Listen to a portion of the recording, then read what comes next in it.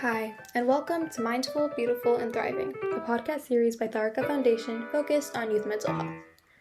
Before we begin today's episode, I just wanted to let you all know that all content that is found in our podcast is created for informational purposes only.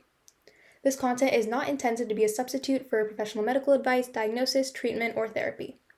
Always seek the advice of your physician or other qualified health provider with any questions you may have regarding a medical condition, and never disregard professional medical advice or delay in seeking it because of something you have heard in this podcast. Thank you so much, and without further ado, let's get started. Hello, everyone. Today we will be recording a podcast about grief. Here we have me, Soven, and my co-host, Vihaan. Hi everyone, my name is Vihaan. To start off our podcast, Soven, can you tell us what grief is? Grief is a powerful emotion. Grief is something that is experienced commonly by most people that occurs after someone has lost something that they love. People experience grief after the death of a loved one, after the death of a pet, or even after the loss of a job. Grief is normally described to have 5 main stages. These include denial, anger, bargaining, depression, and acceptance. People experience these stages of grief differently. A very important thing to remember about grief is that grief is not one set feeling. It is different for all individuals. The first stage of grief is denial.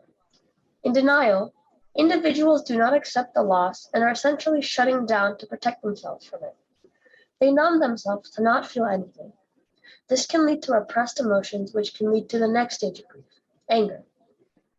Denial can take on many forms, but during this phase, people not seem very sad, upset, or depressed, as their feelings are suppressed and not let to the forefront of their mind.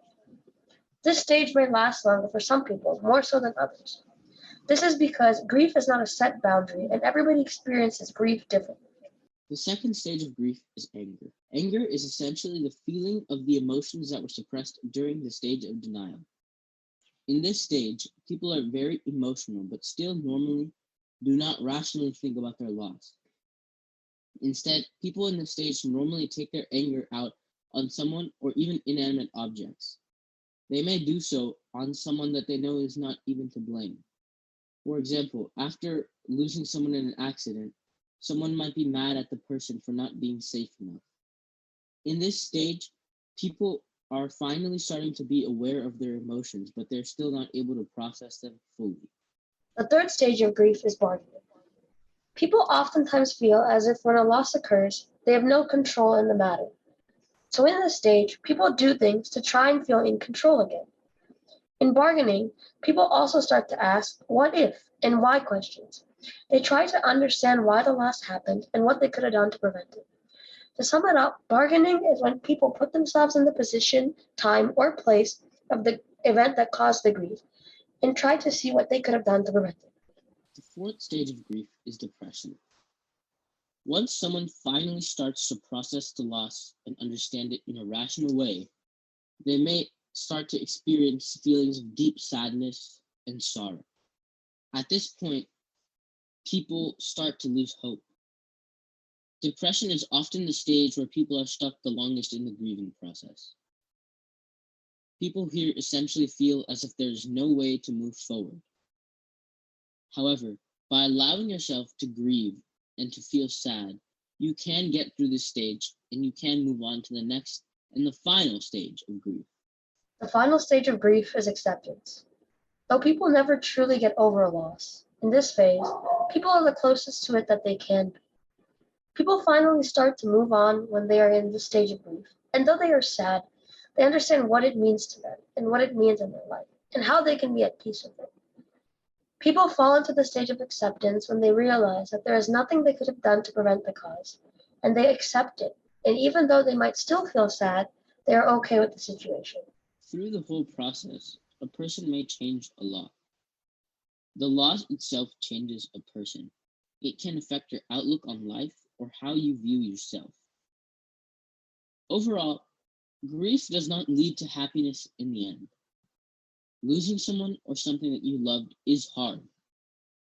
However, many people think about grief as an expression of love. Grieving simply means that you loved whoever you lost. Grieving means that you can remember the good times that you did have and how they shaped you into who you are as a person. Additionally, something to remember is that grief comes in waves. Grief is not a linear process, and though there are 5 main stages of grief, a person may skip around throughout these. One more thing to add. If at any point in the grieving process you find yourself stuck in a phase and unable to leave it, reach out to a mental health professional or a counselor. They can help guide you through the tough time and help you accept the loss that you've experienced. That being said, thank you everyone for listening to the podcast. We hope that you learned about grief and that you have a nice day. You are listening to Mindful, Beautiful, and Thriving, a podcast series by Tharaka Foundation.